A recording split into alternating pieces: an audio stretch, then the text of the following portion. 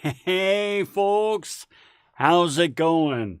Hope you're having a good week so far. It's only Tuesday morning, so it's kind of hard to judge. I get it, but still, hope things started off well for you yesterday, and hopefully we can start things off well today. So, before we jump in, I want to remind you of something. This isn't a history class. Now, I know you're going to be like, why are you reminding? Well, because here's the deal. This is what we're talking about today. We're talking about The Republic by Plato and Politics by Aristotle. And yeah, these are old ass readings, right? These things go way back. But it's not a history class. We're going to take all the principles that they talk about and bring it very much into the modern day, I promise. Furthermore, I hope that as you go through here, you start to kind of understand just how insightful and smart you are. You'll see what I mean, okay? So, to start off, this is what I want to do. Now, we don't have that many people with us, and so it's kind of hard to divide into teams. You know, we got a few folks. So, here's what I want you to do. Let's just kind of contemplate this for a moment. As a matter of fact, let's come on down over here. I'm not too much in the way. I'll stay up here. Let's think about this. Let's say for a moment that we have found ourselves on a desert island with several other people, Lord of the Flies, whatever, Robinson Crusoe with a whole group, Survivor, whatever. What would you need to do to ensure that everybody has what they need to survive? Okay? So, you're on a desert island, whole bunch of us, good many. There's no help coming. What do we need to do to survive? Okay? Now, I know we've only got a few folks with us, but I want to go ahead and throw a 2-minute timer on this because I want to make sure you get the points. So go ahead and throw into the chat your ideas. We're on a desert island. What do we need to do to ensure that everybody has what they need to survive? Let's play with this for a moment.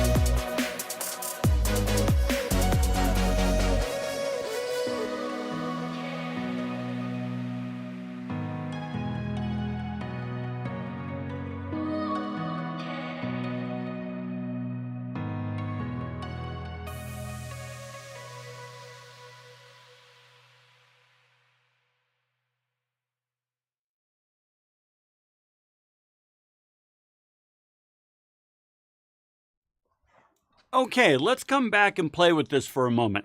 Keep putting in your comments and so forth. They're all going to count up and so forth.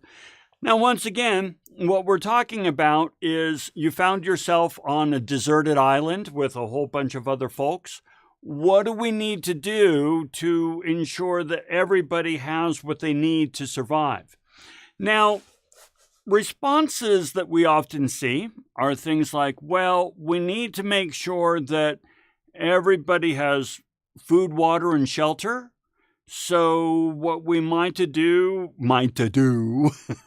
what we might do is assign some people to gather food, assign some other people to build shelter and things like that. So we're assigning tasks and roles based on our most immediate needs, right? What we might also do is we might put somebody in charge, right? Somebody who can kind of orchestrate all of the activities going on. So making sure that we're getting the food, that we're getting the water, that we're getting the shelter and things like this. We might assign somebody else to make tools and so on. And so the leader would ensure that we are getting the right things to the right people at the right time. And this way, everybody might survive this ordeal, right? Now, Eliza, she goes on to say, and gosh, I didn't want to do that. I want to do this. I want to make sure that, that is so odd that it's doing that. Oh, I see why. I have mixed up my programs, folks.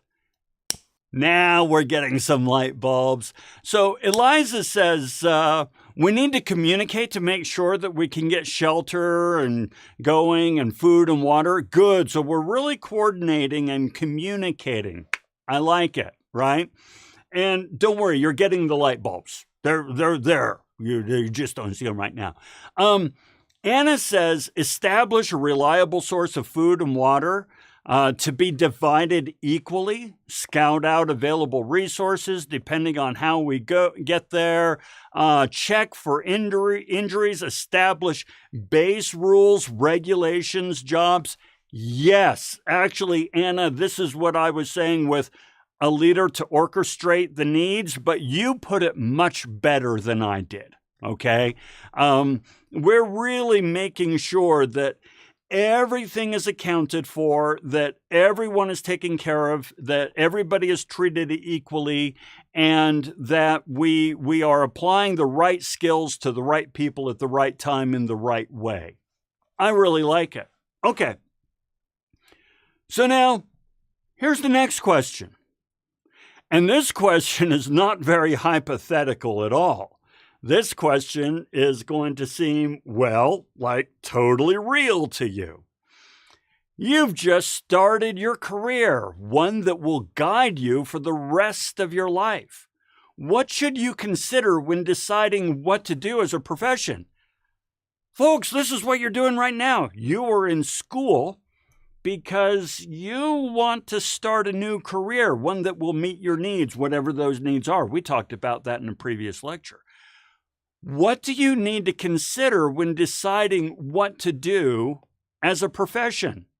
Okay, so let's once more go to our 2 minutes and give me your thoughts on that. Let's play with it.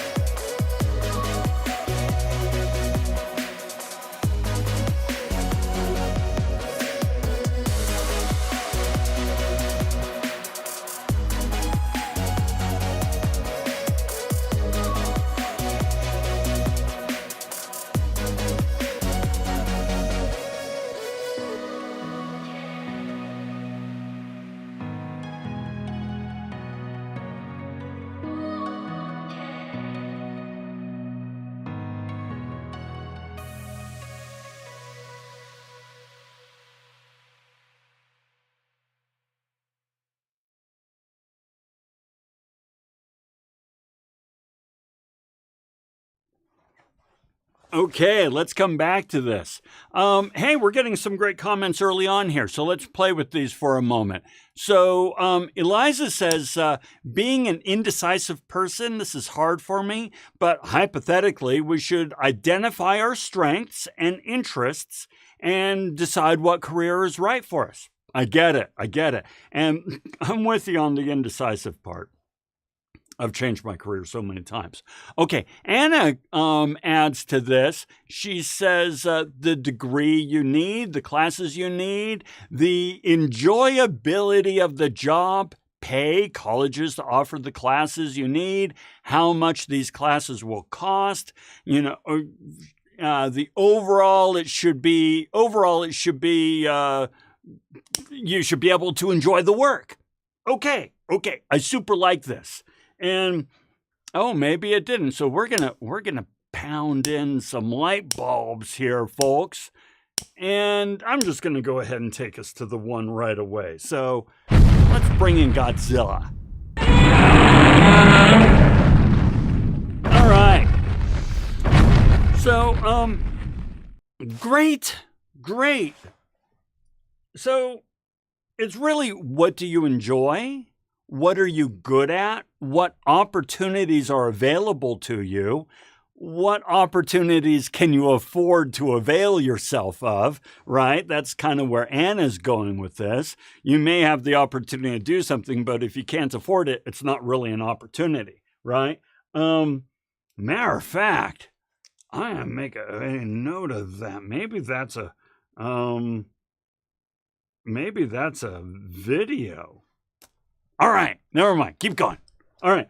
So here's the deal, guys.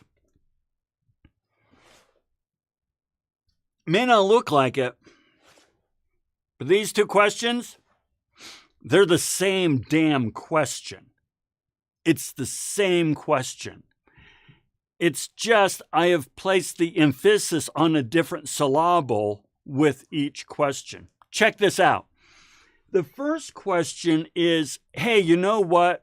We are in a finite space. We have finite resources. We need to take care of the community.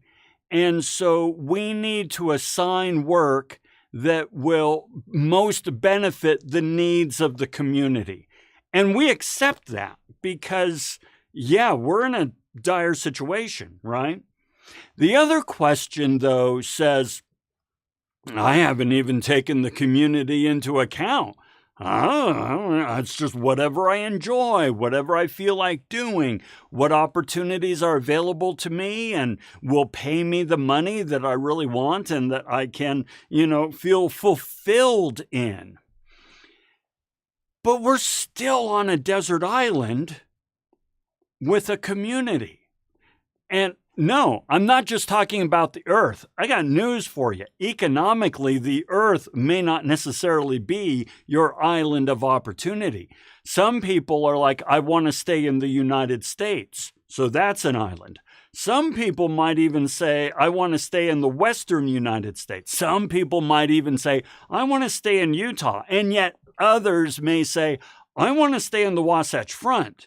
So now you are talking about a very, very finite community, okay? So my mind was just blown. Eliza, thank you. That's what I tried to do, right? So here's the thing. Both answers are correct. It just depends on where we're looking. And that's really what the topic of this lecture of what Socrates. That's the only known pictures of Socrates, by the way. And if you know where I got the picture, then extra points to you. So here's the thing. Socrates is really sort of asking the question, do you and your labor exist for the good of the state? Do you exist for the state? And by the way, when we say state, we mean the community, the economy, our community's economy. Do you exist for the economy, or does the economy exist for you? Now, on our desert island, You existed for the economy. Neither one of you said, oh, well, you know what? If I'm on a desert island, I should do what I feel like doing. I should do something that allows me to express myself and I can really enjoy and build a life that I want to live. Nobody said that. You're like, all work is done for the community and it has to be done equally. And I don't care if you don't want to do it. It's the work that needs to be done. If you're going to be with this community, you're going to go gather firewood. Done. On the other hand, the second question was the community exists for me. Schools are here for me. The infrastructure is here for me. The financial system is here for me. All these training programs are here for me. Loan programs and so forth. All these things are here for me so that I can live my best life. You see the two extremes. They're both correct. And Socrates says, let's play with this a little bit. Okay? So, let's see what Socrates says. All right? Now, one thing about Socrates and all this sort of stuff is we have no idea what Socrates says. It's what Plato says Socrates says. Right? Plato wrote the Republic, and Plato is recording what Socrates says. And Plato basically says, listen, all individuals, they're naturally selfish. They are naturally inclined to do that which benefits themselves. And with the way that I asked that second question, right? Actually, we'll come back over here so we can see our light bulbs. With the way I asked the second question, I sort of invited you to think selfishly. Right? What do you want in your career? What do you want in your job? And, how do you want to become fulfilled in this world? And Plato says, yeah, that's normal. That's normal. But in order to do that, for you to be fulfilled, you need a community. And the community doesn't just happen by happenstance. It's because we form a community. So where is that balance between us acting selfishly for our own self-interest for the benefit of the community selflessly? Okay, let's play with this. So, let's see here. So this is Socrates talking. He says, an individual can't meet all of their needs by themselves. A state, a community, an economy, arises, as I conceive, out of the needs of mankind. No one is self-sufficing, but all of us have many wants. He goes on to say, as we have many wants and many persons are needed to supply them, one takes a helper for one purpose and another for another, and when these partners and helpers are gathered together in one habitation of the body, the inhabitants, it's termed the state. Okay, what did he just say? What he said was, listen, if you're wandering around alone out in the wilderness, you're screwed. You're going to die. Sorry. But you know what? If you can find somebody else to help you out and you help them, and then you find somebody else, and lo and behold, you have a little group on this desert island, you now have a community. And because you have this community, you can supply each other with your wants and needs. So it is in your selfish best interest, i.e., not die, to collaborate with others and help meet their interests. Okay? So let's play with that as we go forward here. So, all right. Socrates. He goes on to say, the idea that voluntary trade makes both parties better off is one of the most important ideas in economics today. Hey, check this out. Check this out. This was written in umpteenth who knows what BCE. I don't care. It's not a history class. But he says, the idea that voluntary trade makes both parties better off is one of the most important ideas in economics today. It's still one of the most important ideas in economics today. And as you know from our previous lectures, when we transact, when we engage in trade, we magically, we're talking Harry Potter level crap here, we magically create value. I have something in excess of no value to me. You have something in excess of no value to you. We trade, and all of a sudden these things of no value have incredible value for both of us, and we can do awesome things with these things. That is creation of value.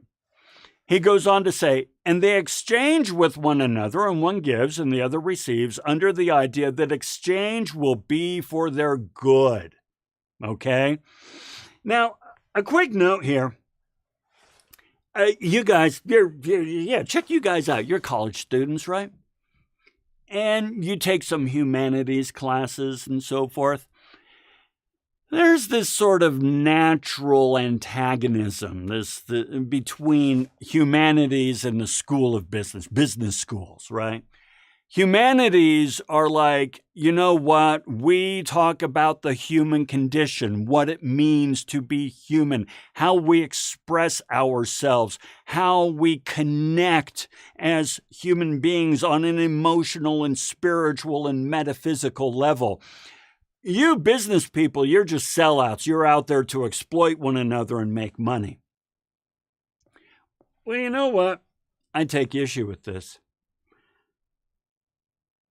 Business is the most basic form of human interaction, of human collaboration, of humans relying upon one another to exist and survive and thrive. And so, really, there's nothing much more human than business. Okay, let's go on. Now, Socrates here, and we're going to do our... Oh, by the way, Eliza says, it's like there's a new definition of a friend. Yeah, it's true.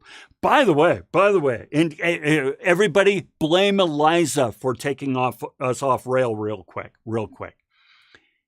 Even friendship is a transaction. Now, I know that sounds cold and dark and cynical, but it's not. We are giving and they are giving, and together we thrive.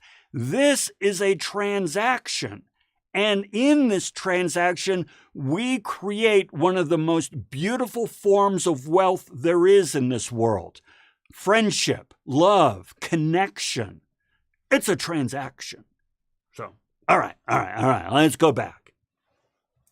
Socrates goes on to suggest that each member of the state, this community that we have, this desert island called the Wasatch Front, should specialize in a trade rather than try to do everything, right?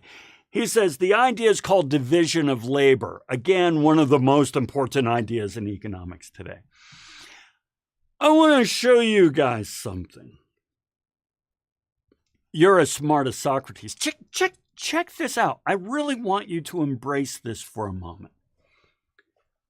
Socrates is world famous through the centuries because he's a thinker.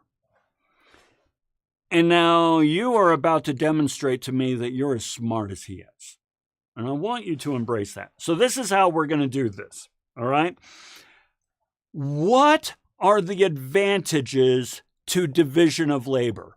Meaning, You're going to specialize in a certain trade. I specialize in a certain trade. Eliza and Anna and anyone else with us, say hi, by the way, guys. Participate and get the points. You're gonna specialize in a trade. Why? Why not just do everything? What's the advantage? The more you can do on yourself, the more you can be, I'm self-sufficient. Why is specialization better than self-sufficiency? Let's play with that idea for a couple of minutes.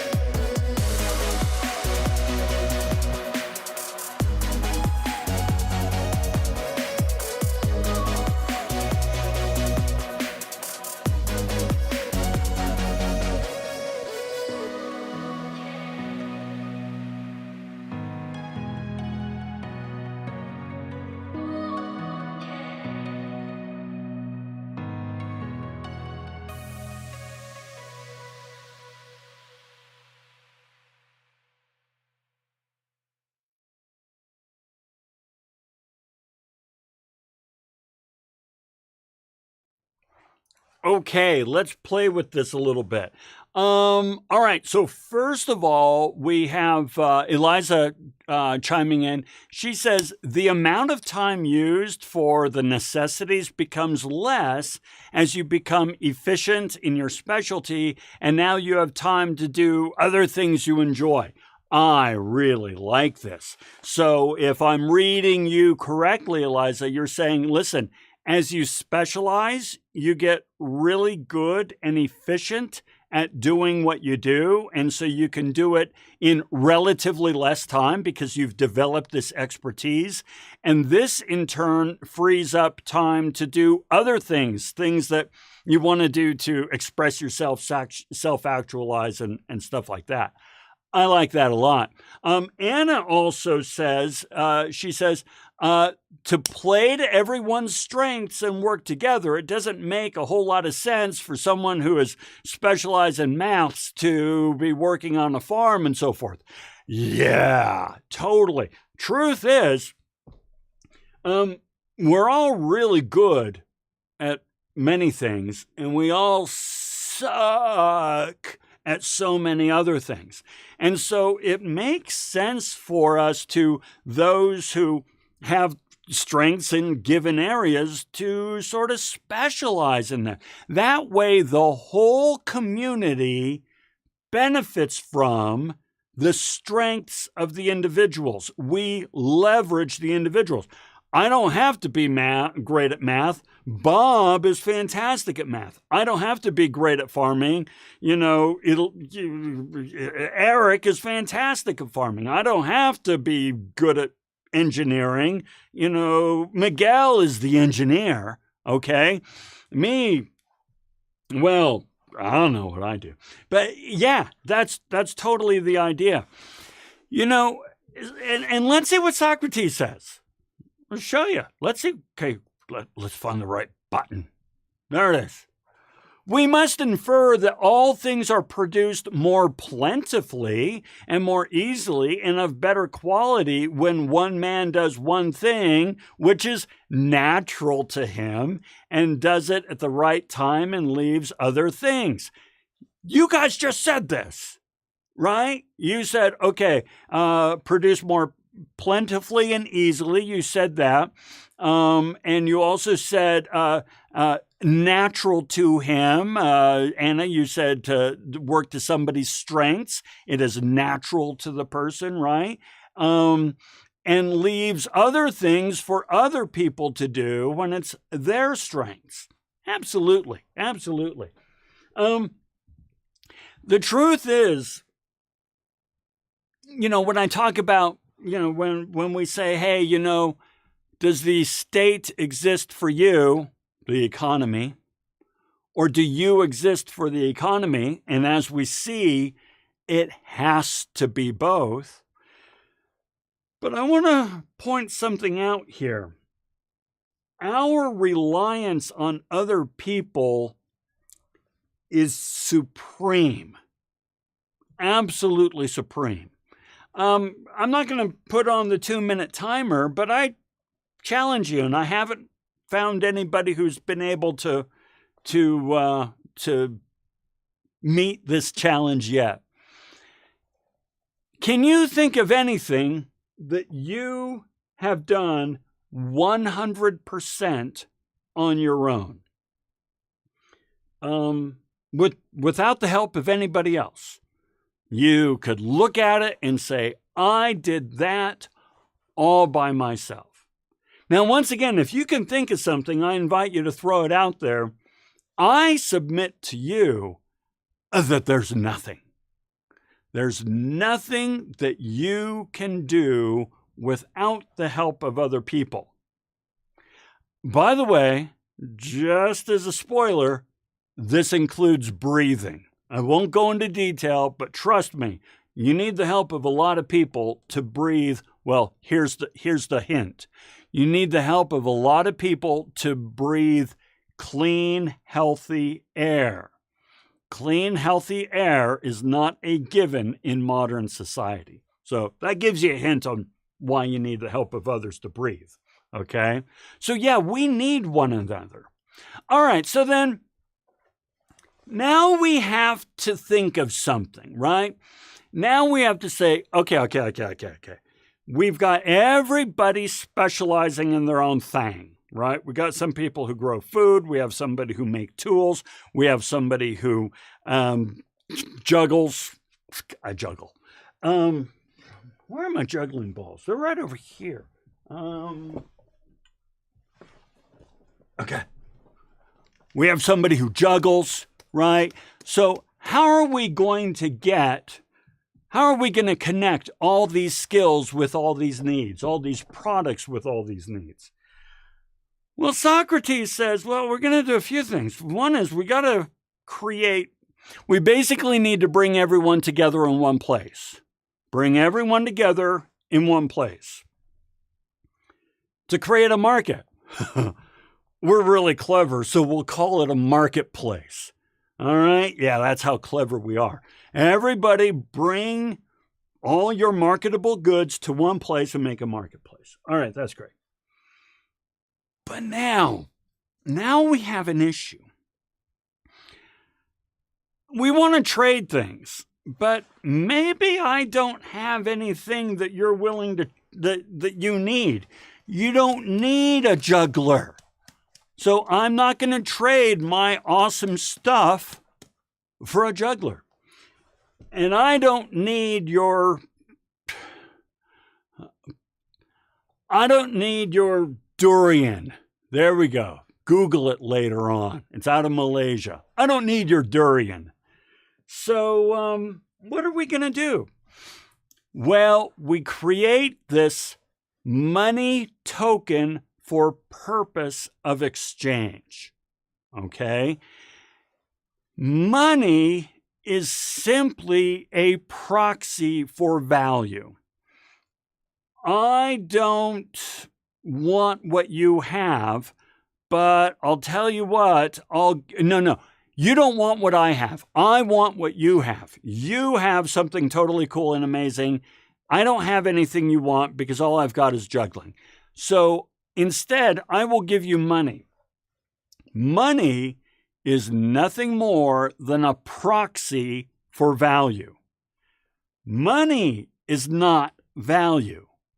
It is a proxy for value. It is a stand-in. It is a bookmark. It is an IOU.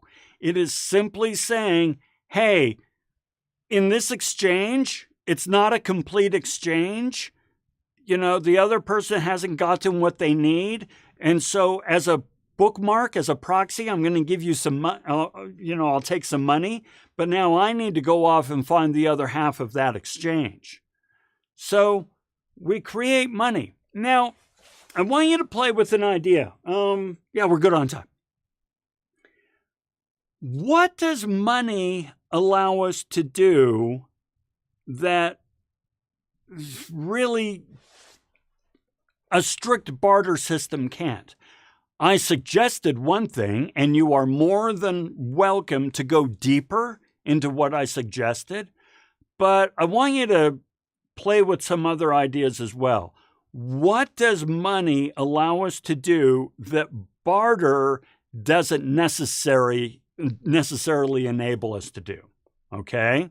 So think about it. Think a little weird, because you've never questioned this before. Let's question it this time. You'll be surprised what we come up with. So let's try this. Here it is right here.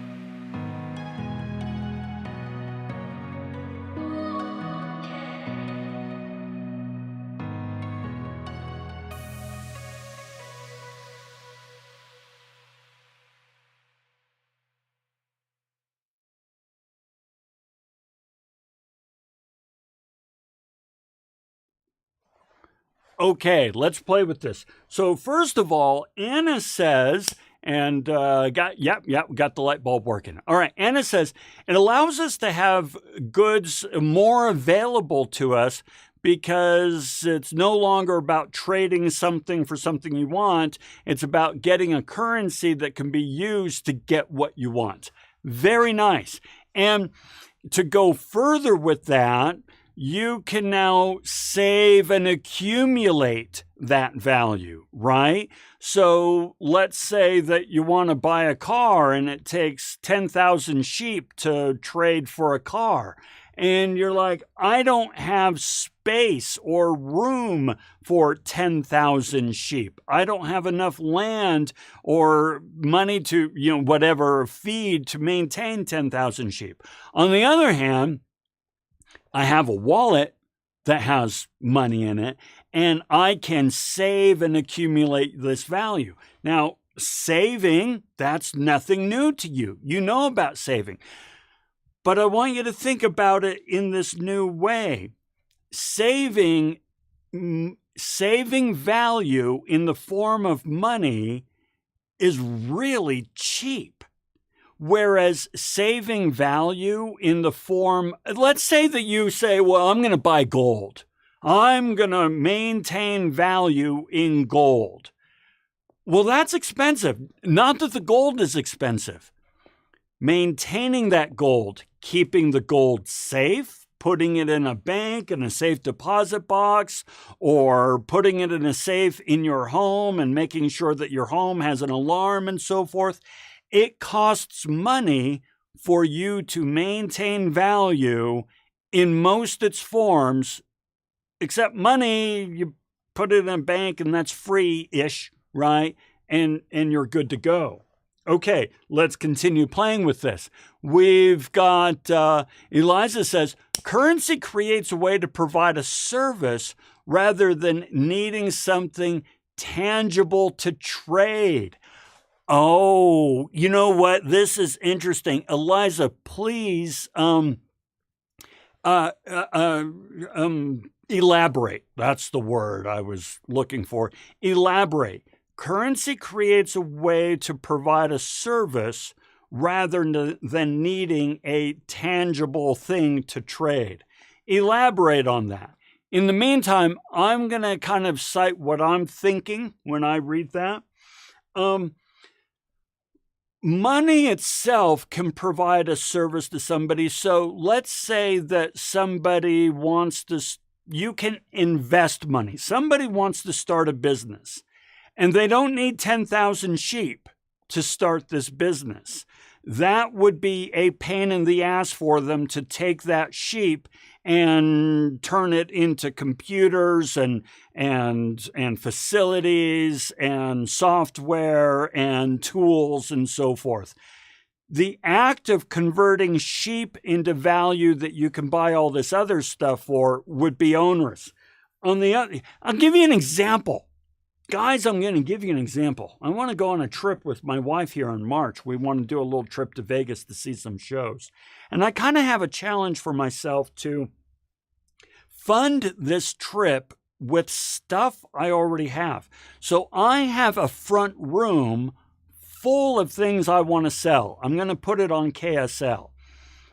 And I'll get enough money to do the trip. But that's a pain in the ass. I've had it in the front room for a month now, because the things I want to sell have value, but I can't go to Vegas with these things. I need to convert that value into money. And so money becomes a service that way.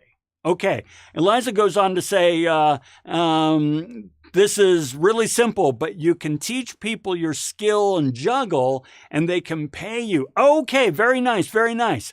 So it's a way of gaining services and so forth. I like it. I like it. Okay, and if you know that movie, let me know. Okay, very good, guys.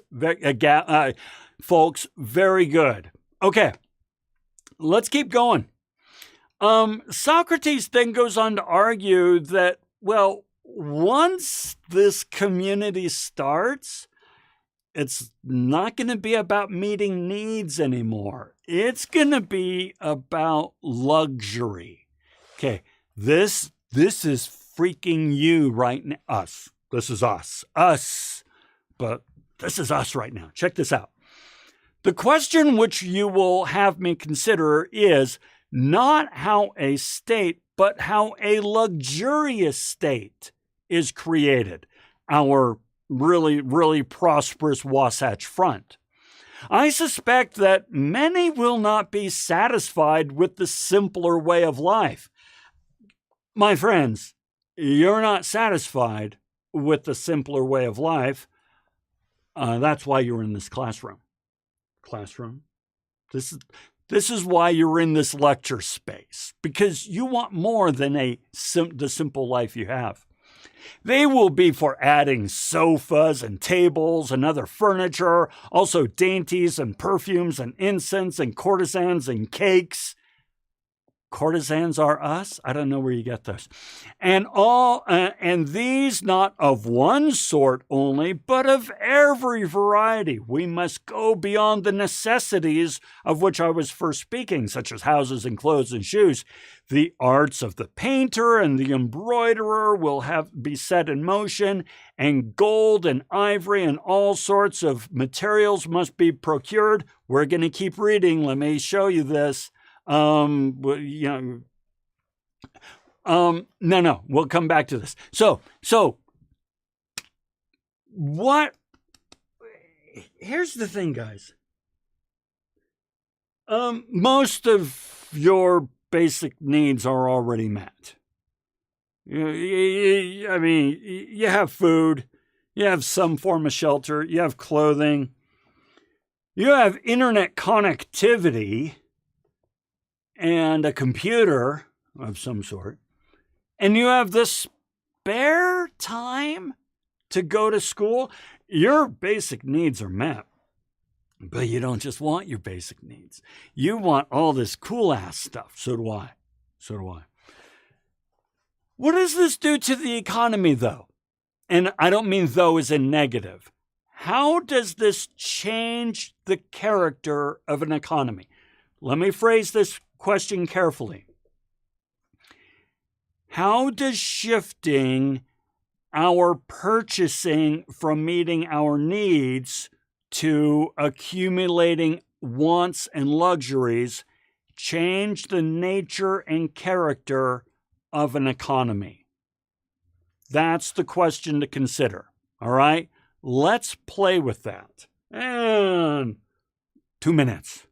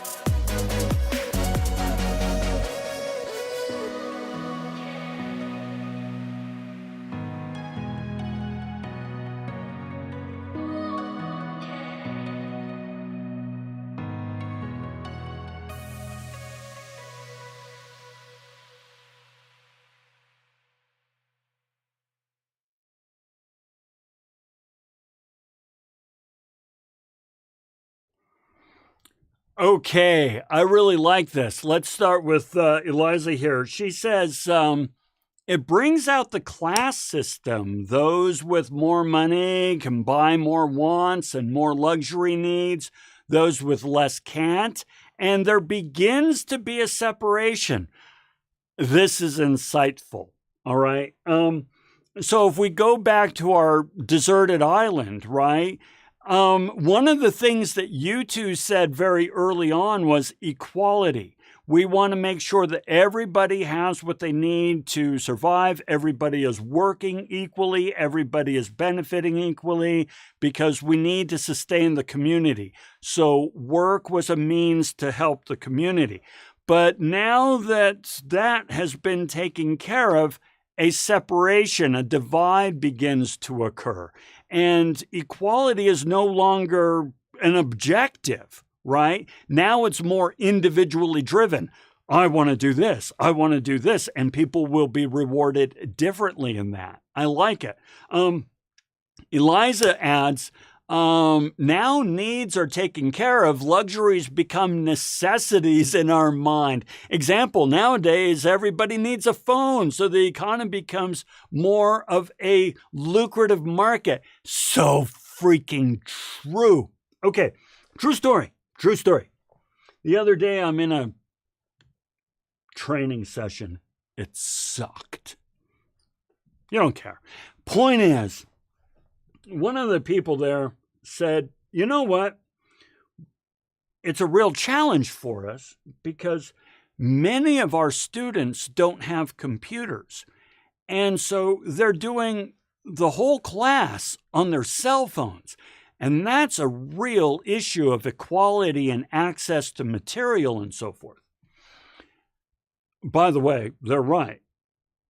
And that is an issue. But I want you to we are talking like total blowing of mind here. Think about this. Some students don't have computers. They have to do the whole class on one of these. What's one of these?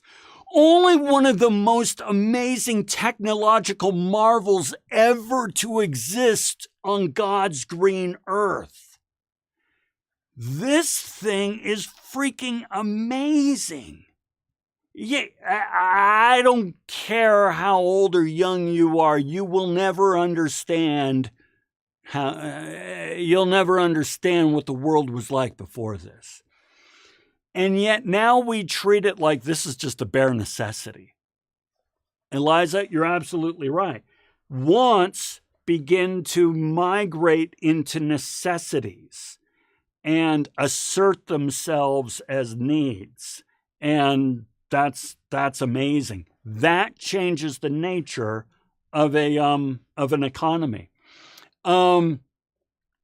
I think we can be a both positive and negative thing for the economy. The positive aspect can be more economic and business growth, but the negative aspect can be inflation and wealth inequality.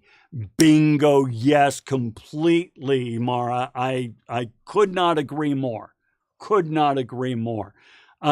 Everything's a two-edged sword. Everything has pluses and minuses and so forth, okay? All right, so that's going to then bring us to our last reading, which is Aristotle. Remember, I made the promise that we're not going to, it's not ancient history, so don't freak out that it's Aristotle. And we're going to kind of run through Aristotle's points rather quickly, just so you know. All this commerce that we've created and the things that you guys have you folks have pointed out, this is freaking Aristotle out. He's not cool to this.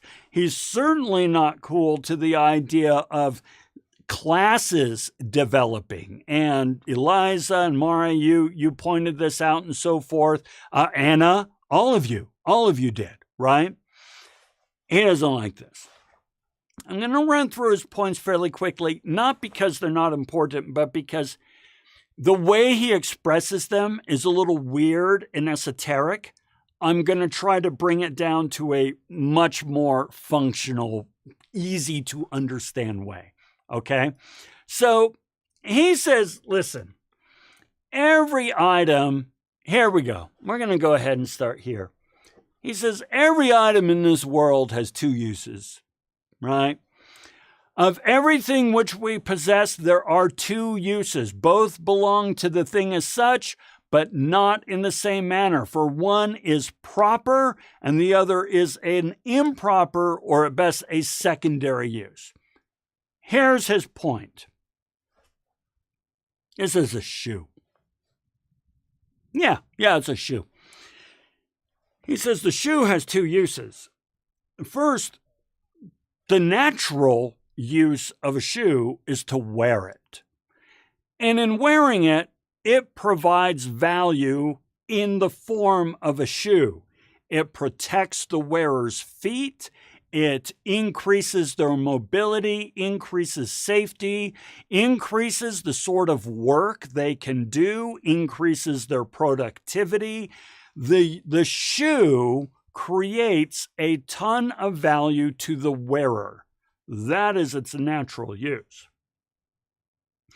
He says the secondary use of it, the improper use, is that it's an item of exchange. All right? You don't buy the shoe to wear, you buy the shoe to sell. It doesn't matter if it's a shoe, if it's a carburetor, if it's a microphone, if it's a, fork. It's just a thing to buy and then sell. Okay? This makes him nervous. For example, a shoe, that's what I just did. I just gave the example. See? I can be as smart as Aristotle. That's the example.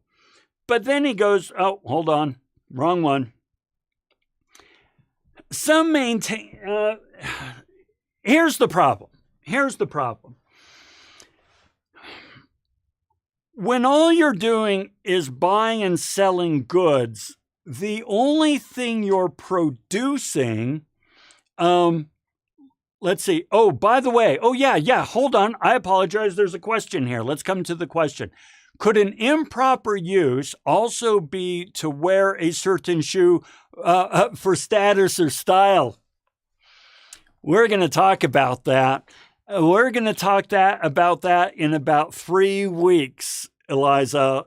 That's one of my favorite topics. So you're 3 weeks ahead. Stop it. All right? We'll come to that. But yes, the answer is yes. But we'll go into that here in a few weeks. Here's the thing. And we played with this before, but I want to play with it again, okay? We talked about value creation and value extraction. Aristotle is all for value creation.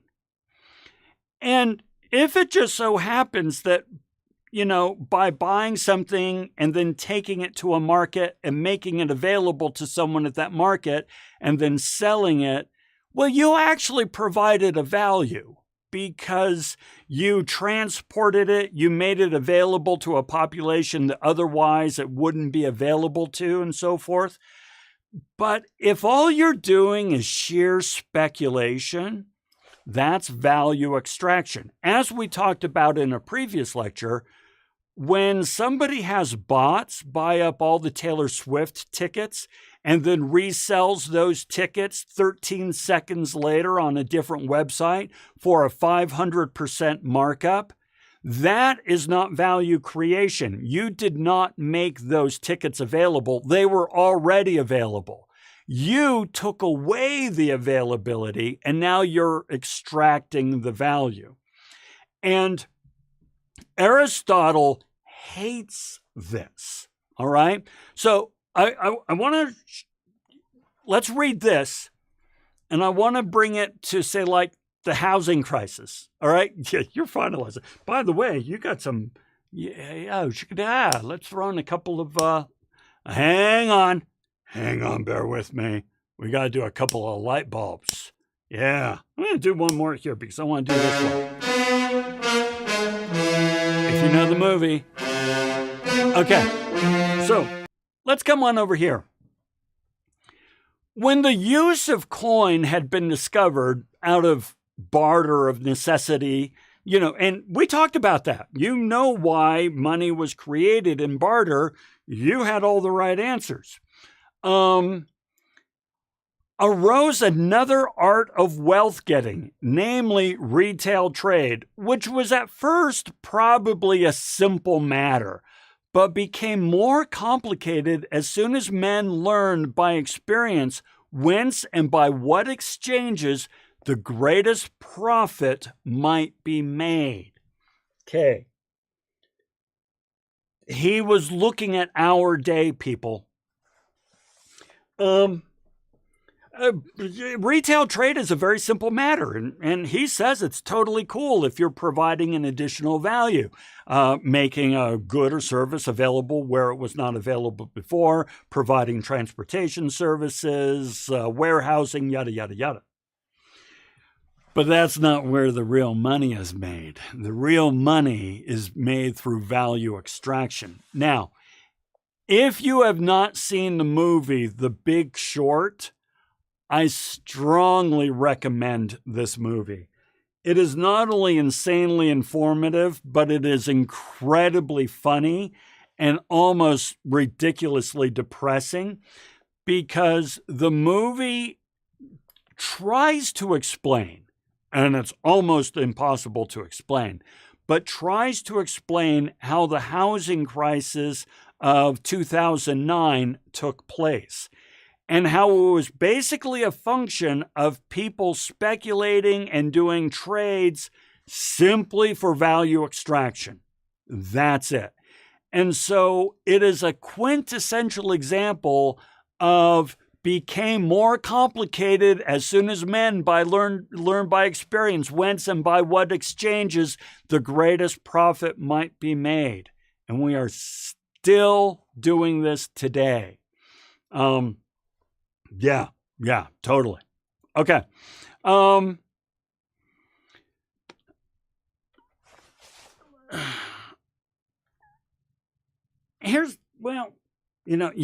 We're going to finish up on these last couple of slides. He goes on to say, some persons are led to believe that making money is the object of household management, and the whole idea of their lives is that they ought to either increase their money without limit, or at any rate not lose it. In other words, some people think that work is only about making money, and that wealth can only be measured in money. Now, we talked about this, right? We talked about how wealth is measured in many, many, many other ways. But who are we kidding? Most of the time, society measures money in wealth, and if wealth and money. So if we are not careful, we're going to slip into that siren song, and we're going to start thinking about wealth as only a measure of money. And this concerns Aristotle a great deal, and so it should. Indeed, wealth is assumed by many to be only a quantity of coin, money, and the art of money making and retail are concerned with coin. In other words, he says, and so since we think that the only way to measure wealth is through money, that means that trade is only a function of money. Folks, right here, trade is not a function of money. Trade is a human endeavor. It is an expression of trust, of cooperation and collaboration. It is a symbiotic relationship by which I meet your needs and you meet my needs, and together we grow and thrive as a community. That is the purpose of trade and retail. Whereas many people say, to hell with that, it's about making money. That's it. This concerns Aristotle because it threatens the foundation of what makes a strong community. Eliza says, insurance is literally the extraction of wealth through other people being afraid of losing their money and their assets. What an interesting idea, right? So I read this book, Eliza. Once again, everybody blame Eliza for this off tangent I'm about to take. I read this book called Happy Money, and it was illuminating to me. And it said, listen, there's really think about the three levels of society and money. There's the very poor, there's the middle class, and there's the very wealthy. When it comes to money, the poor think about nothing but money. They are constantly thinking of money. They are worried about money. They are stressed about money. It is all consuming to the poor. Having been there, I get it. Then you got the middle class, where I am right now. Middle class is just about how can I stretch my dollar? I have plenty of dollars, but there's more things I want. And so how do I stretch my dollar? How do I make sure that I'm using my money wisely and sagaciously? That's what the middle class does. The rich, their overwhelming concern is how do I keep my money? They understand somewhere deep down inside that it is stupid crazy that they have $100 million and that this is ridiculous. And how did I ever earn that? Did I really? And it's going to be taken away from me. How do I keep my money? And so when you think about that, it kind of makes sense that they're like, I don't want to pay taxes. I want to shelter it. I don't want to give it. I do blah, blah, blah, blah, blah, blah. It's all about keeping the money. And yeah, that's what insurance helps do, right? I like it. I like it. Okay. Yeah, we talked about this one. And then Aristotle says, the origin of this disposition in men is that they are intent upon living only and not upon living well. And as their desires are unlimited, they also desire that the means of gratifying them should be without limit. In other words, there's my translation right there, right? Living well in the eyes of Aristotle means living a minimalist, somewhat aesthetic lifestyle in which we have enough to thrive. Whereas those who seek wealth that's living only. We want unlimited resources. I'm going to tell you something right now. It's going to come up in a future lecture, but I'll tell you right now, it is never enough. Your whole life is a constant journey of, I don't have enough. And think about it this way. You make more money today than you did 10 years ago, and yet it's not enough. And 10 years from now, you will make more money than you are now, and yet it won't be enough. And 10 years later, and 10 years later, and 10 years later. It's never enough. And that disturbs Aristotle, that we think this way. Okay? Yeah. We've covered that. All right? So, you know what? You're set. Yeah. Let's go ahead and wrap it up here. We've got the key points for you. So all of this is just an invitation to consider what it means to earn a living and what it means to be a member of a community and what you contribute to that community. Speaking for myself, and we'll just close on this, I really like what I've got going on here. On one hand, I provide a service that I feel provides benefit to the community. I'm a teacher, right? And that provides some level of community value. On the other hand, I make enough money to live a pretty nice little middle-class lifestyle. And so I benefit as an individual. So right now in my life, I feel I've got that really nice balance between looking out for number one, me, and looking out for the real number one, which is the community. I like my balance. And Aristotle invites us to find our own balance. All right, that's all I've got for today. So, as always, I'm going to stick around for a moment. I'm going to take a picture here so I can get you guys extra credit. Yeah, we did all right. It's harder to get more when not as many people and so forth. I get it, but we'll get there. Hey, Monty, it was great to have you here. Guys, have a fantastic day, a better week, and we will see you next time around. I'll stick around if you have any questions, but otherwise, have a fantastic day and go off and make some trouble. We'll see you later. We'll see you, Mara.